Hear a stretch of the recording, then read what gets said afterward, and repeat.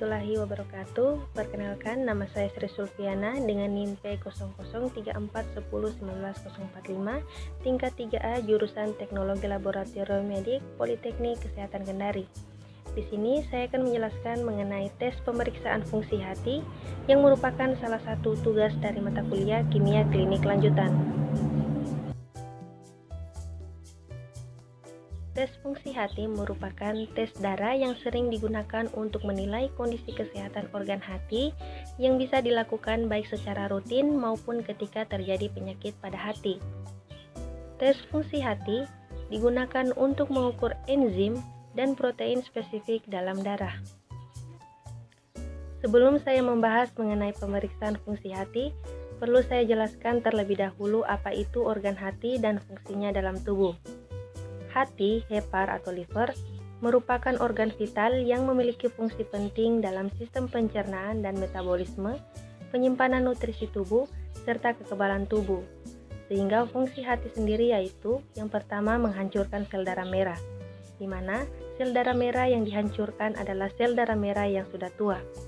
Yang kedua, membersihkan darah, yaitu membersihkan darah dari senyawa berbahaya seperti yang berasal dari obat-obatan, alkohol, hingga racun. Yang ketiga, memproduksi protein. Dalam hal ini bertanggung jawab untuk memproduksi protein seperti albumin yang berfungsi menjaga cairan dalam sistem sirkulasi tubuh. Yang keempat, metabolisme protein. Hati juga berperan dalam membantu metabolisme protein dengan mengubah amonia menjadi urea yang dikeluarkan bersama urin oleh ginjal. Yang kelima, menyimpan nutrisi. Hati berperan penting dalam proses penyimpanan nutrisi tubuh, misalnya zat besi, vitamin A, B12, D, dan K. Yang keenam, memproduksi kolesterol dan hormon, di mana bertanggung jawab atas produksi kolesterol dan trigliserida, serta protein pembawanya agar dapat dialirkan dalam darah. Hati juga berfungsi untuk memproduksi hormon pertumbuhan anak-anak. Baiklah, saya akan menjelaskan secara singkat mengenai masing-masing tes hati tersebut. Yang pertama, SGOT atau AST merupakan enzim hati yang dapat membantu menstabilkan asam amino, sedangkan AST merupakan enzim mitokondria yang terdapat pada organ jantung, hati, otot, ginjal, dan otak. Untuk normalnya, enzim dari AST ditemukan dalam jumlah yang sedikit di dalam darah. Namun bila terjadi kerusakan hati, maka kadar enzim AST di dalam darah akan meningkat. Yang selanjutnya, yang kedua atau SGPT atau ALT, merupakan enzim yang berfungsi untuk mengubah protein menjadi energi untuk digunakan oleh sel-sel hati. Maka, jika hati rusak atau tidak berfungsi dengan baik, maka ALT akan keluar atau bocor dan dilepaskan ke dalam darah. Hal ini menyebabkan kadar ALT meningkat. Kemudian, hasil yang tinggi pada tes ini bisa menjadi tanda kerusakan hati.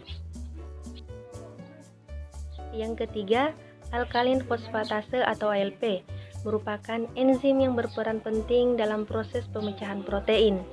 Enzim ALP terdapat pada jaringan tubuh seperti usus, ginjal, plasenta, dan tulang dan diproduksi pada saluran empedu dan selaput sinusoidal hati.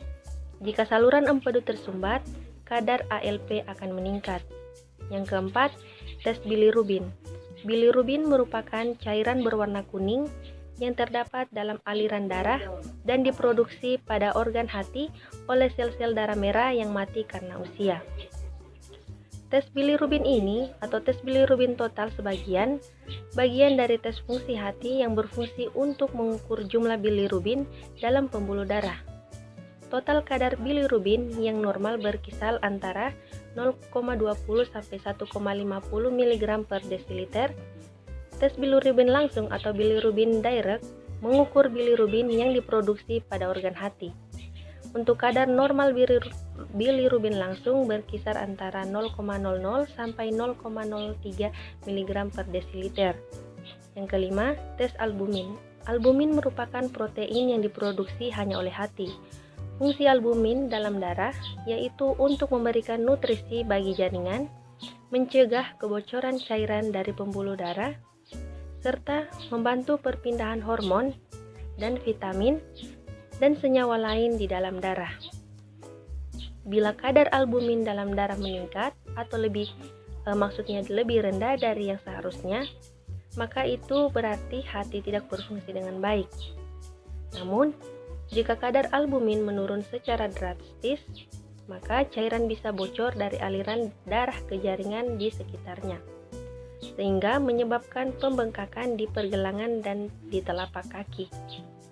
Untuk rentang normal kadar albumin darah yaitu 3,9 sampai 5,0 gram per desiliter. Dan yang terakhir adalah tes gamma glutamil transferase atau GGT, yang merupakan enzim yang berperan penting dalam proses metabolisme obat di hati.